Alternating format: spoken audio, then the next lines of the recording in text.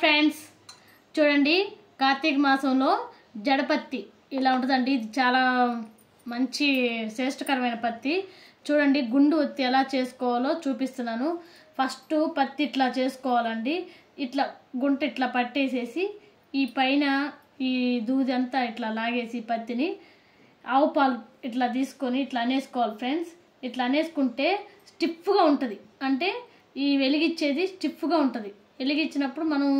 ఒత్తు ఇదిగో చూడండి ఇట్లా నిలబడిపోద్ది ఇంకొక పద్ధతి ఏందంటే ఇలాగా జల్లిగంట తీసుకొని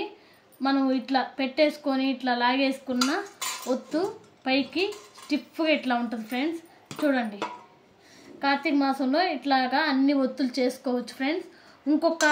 పొడవు ఒత్తు ఎట్లా అంటే ఇద్దండి పత్తి ఇట్లాగా వీపుది ఇట్లా తీసుకొని సన్నగా ఇద్దాం చూడండి సన్నగా ఇద్దాం ఇట్లాగా దారం పోగు తీసుకొని చూడండి ఫ్రెండ్స్ ఇట్లాగా సన్నగా తీసుకొని ఇద్దండి 3 చుట్లు ఇద్దాం 3 అయినా 4 అయినా 5 అయినా మీ ఇష్టం ఇట్లా అనేసుకుంటే చూడండి ఒత్తు రెడీ అయిపోతుంది కదా చూడండి